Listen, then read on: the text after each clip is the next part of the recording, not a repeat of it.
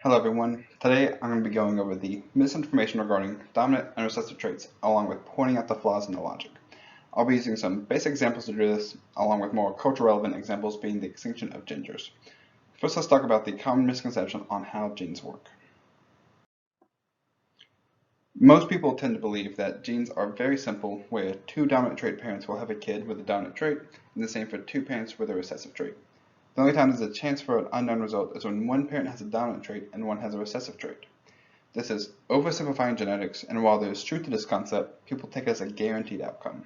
And that is simply not the case. Genetics from parent to child are never a guaranteed event. Let's use blue eyes and brown eyes as an example. Blue eyes are a recessive trait, while brown eyes are a dominant trait. Let's say a woman with blue eyes marries a man with brown eyes and gives birth to a kid with brown eyes. The kid then grows up and marries a man with brown eyes, but she gives birth to a baby that has blue eyes. How did this happen? This happened because, even though she was born with brown eyes, she still had the genetic code for blue eyes from her mother, allowing her to then give birth to a kid that had blue eyes. This is when a trait skips a generation. And most people say that the odds of this happening are extremely low, and eventually recessive traits will disappear through a dilution effect. Let's use this picture as an example. On the left we have two blue fish, which will represent today, and then on the right we have no blue fish, which will represent 100 years from now. People will argue that through a dilution effect, the recessive blue fish will completely disappear because they are diluted out by the dominant brown fish, eventually leading to only dominant fish remaining because they just outnumbered the recessive trait. And that is simply not the case.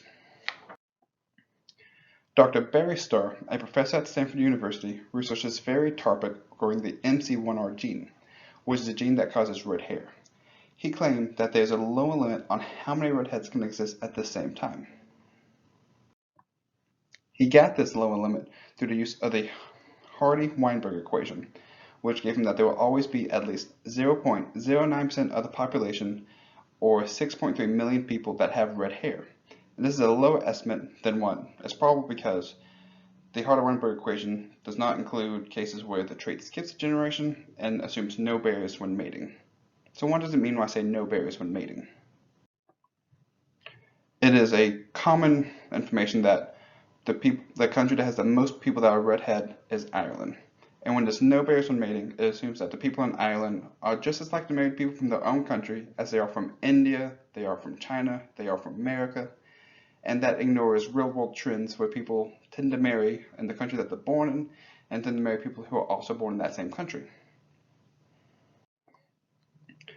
Given all the information I've given you guys, hope you guys have a better understanding about dominant and recessive genes and are not going to fall for the misinformation spread by the media. Thank you guys for y'all's attention.